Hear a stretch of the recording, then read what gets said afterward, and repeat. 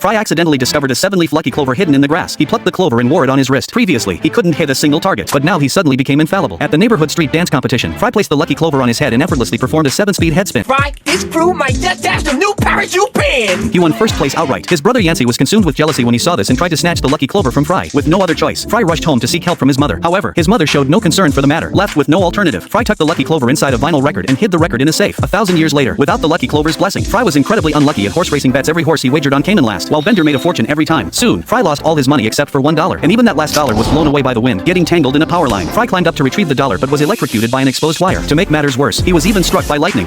That is one unlucky guy!